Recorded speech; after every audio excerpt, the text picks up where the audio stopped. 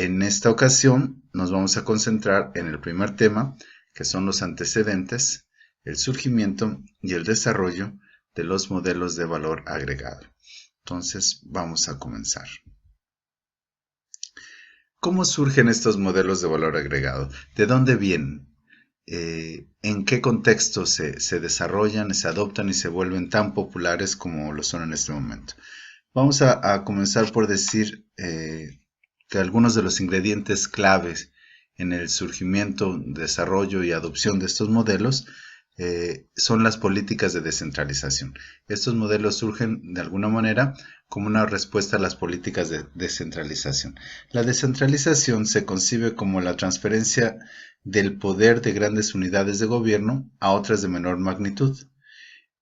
Esta es una definición en términos muy generales, ¿no? Por supuesto, estas políticas de descentralización, de transferencia del poder de grandes unidades de gobierno a otras más pequeñas, ocurrieron en varios ámbitos, en prácticamente todos los ámbitos de la política pública y por supuesto también en educación.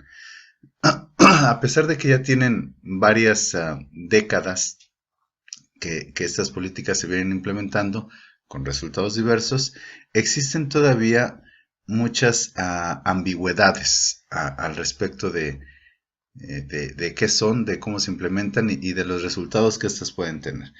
Por ejemplo, organismos internacionales como la UNESCO, la OEA, ven en las políticas de descentralización la oportunidad para incorporar a los grupos marginados en los círculos de tomas de decisiones, por ejemplo.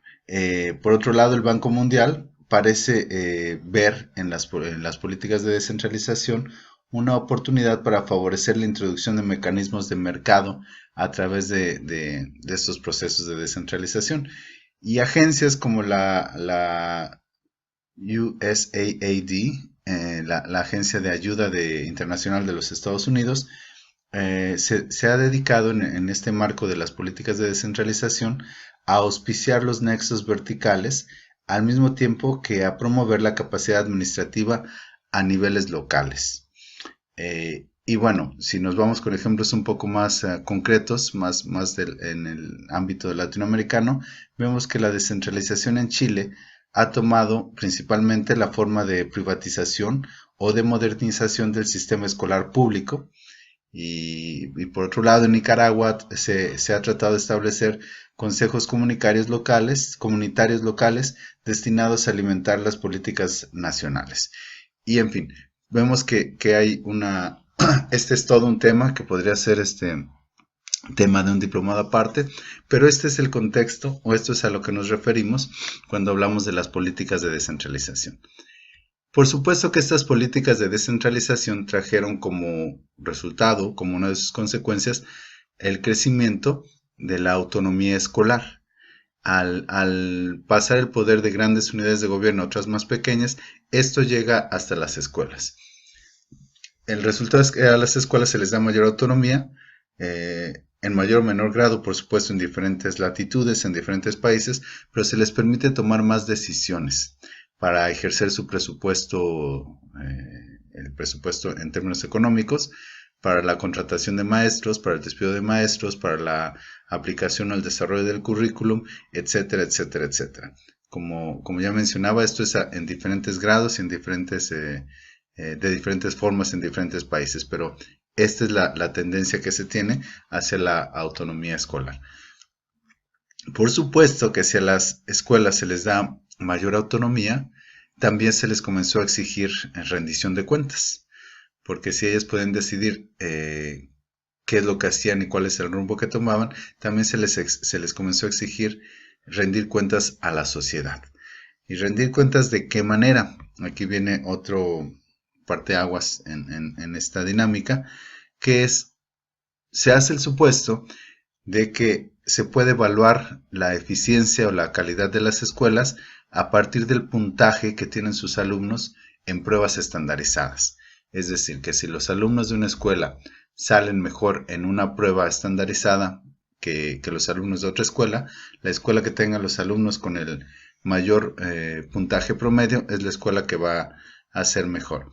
Y esto se pensó de esta manera en un principio, porque se decía, bueno, tenemos una prueba que es la misma prueba que se aplica a todos los alumnos que lo hagan mejor son los alumnos que son más capaces eh, y que tienen logros más altos, y bueno, si estos alumnos van a una escuela, quiere decir, a una escuela determinada, quiere decir que esa escuela es una buena escuela. Por supuesto que este acercamiento al tema tuvo de inmediato críticas muy fuertes, ¿no? Y lo que se decía es que comparar a las escuelas a través del puntaje de los alumnos era injusto. ¿Por qué? Porque, bueno, como a lo mejor ustedes sabrán, estas comparaciones dieron lugar a las tablas de liga o a los rankings, donde se ponía una lista de las escuelas que eran mejores y al final las escuelas que eran peores.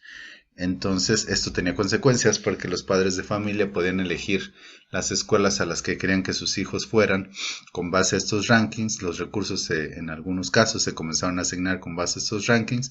Y bueno, esto empezó a tener consecuencias graves, serias para las escuelas. Y una de las críticas principales fue que estas comparaciones no eran justas. Y se decía que no eran justas porque los alumnos no son iguales. No todas las escuelas tienen los mismos alumnos. No todos los alumnos llegan a la escuela o a un cierto grado escolar sabiendo lo mismo.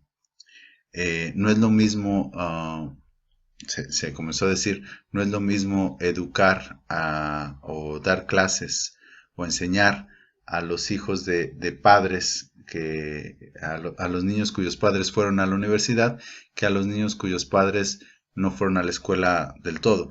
No es lo mismo enseñar en un contexto urbano que en un contexto rural. No es lo mismo enseñar a los alumnos de una escuela privada que a los alumnos de una escuela pública, etcétera, etcétera, etcétera. Entonces, es aquí cuando se dice, bueno, no se pueden comparar los puntajes brutos de estas pruebas, entonces, ¿qué es lo que vamos a hacer? Y es aquí donde entra en escena la investigación en eficacia escolar, que por supuesto no es que haya surgido en este momento, ya se venía desarrollando desde hace tiempo, pero se encontró como una fuente de información para poder hacer comparaciones más justas. ¿De qué manera? Lo que se decía es, no se pueden comparar los puntajes brutos, pero sí podemos identificar cuáles son las características que son ajenas a la escuela, pero que repercuten en los resultados de los estudiantes, y descontamos la influencia de estas características en los puntajes brutos, entonces vamos a tener unos puntajes ajustados que va a ser más fácil comparar, o que va a ser más justo comparar. No voy a ahondar más en el tema en este momento porque lo tienen en su lectura, en la lectura complementaria de este módulo, y también lo vamos a ver en el siguiente tema.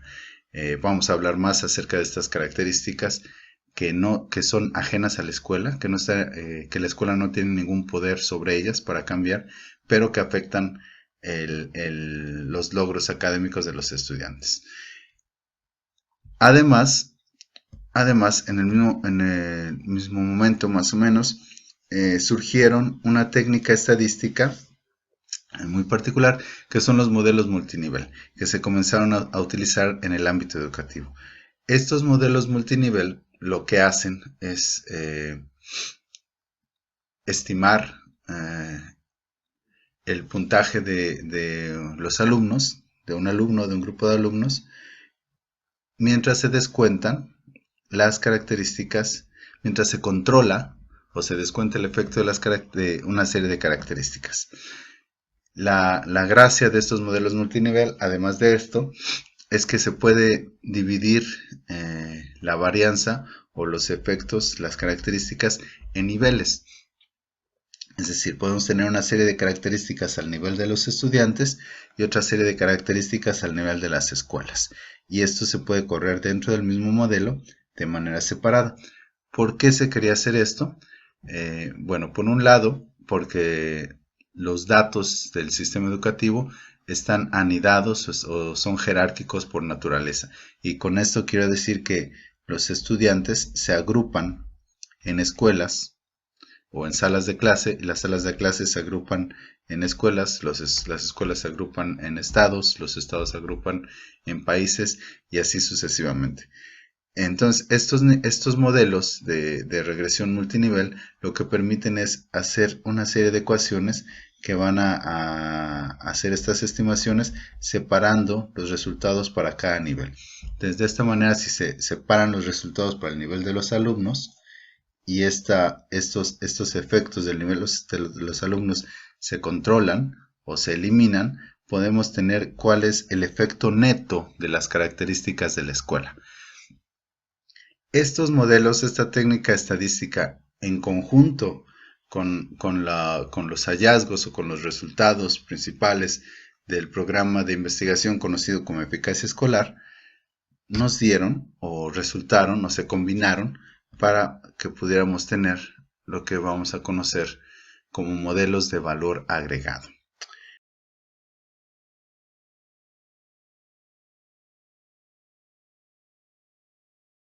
¿Qué son estos modelos de valor agregado?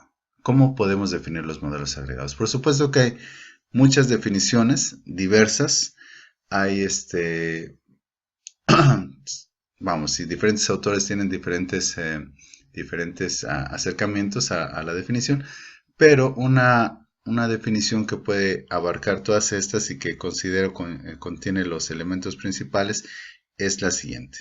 Los modelos de valor agregado son técnicas estadísticas que se utilizan para estimar la aportación de las escuelas al progreso de sus alumnos, una vez eliminada la influencia de otros factores ajenos a la misma. Y bueno, quisiera que pusieran atención en estos términos básicos. Uno, los modelos de valor agregado, cuando decimos eso, los modelos de valor agregado, nos referimos a un conjunto de técnicas estadísticas. Estamos hablando de modelos estadísticos. Otra palabra clave es la aportación, por eso se llaman modelos de valor agregado, el valor que agregan las escuelas al progreso de sus alumnos, el valor que aportan las escuelas al progreso de sus alumnos. Progreso es otra de las palabras clave porque siempre se requiere que haya 2 puntos en el tiempo para saber qué tanto el alumno ha progresado entre un punto y otro punto. Entonces es cuánto la escuela aporta al progreso del alumno, al progreso entre 2 puntos en el tiempo. Una vez que se elimina la influencia de otros factores que son ajenos a la escuela. Es decir, cuánto aporta la escuela al progreso educativo de un alumno, una vez que se eliminan los factores que la escuela no puede controlar. Bueno, otra cuestión importante aquí es que los modelos de valor agregado se pueden calcular para escuelas, pero también se pueden calcular para maestros, o se pueden calcular para salones de clase, etcétera, etcétera. Son cualquier cosa en que se agrupen los alumnos. Y bueno, para las lecturas para este tema van a ser 2. La primera es una lectura obligatoria, que es la de Martínez Arias y Gaviria Soto. Es el concepto de evaluación de los modelos de valor añadido. Y la segunda es una lectura complementaria de Francisco Javier Murillo, que se titula ¿Quiénes son los responsables de los resultados de las evaluaciones? Hacia un planteamiento de valor agregado en educación. Y esta está en la revista Iberoamericana sobre calidad y eficacia en educación. Las lecturas y los links los tienen en sus materiales. Y bueno, muchas gracias por su atención y nos vemos en el próximo tema.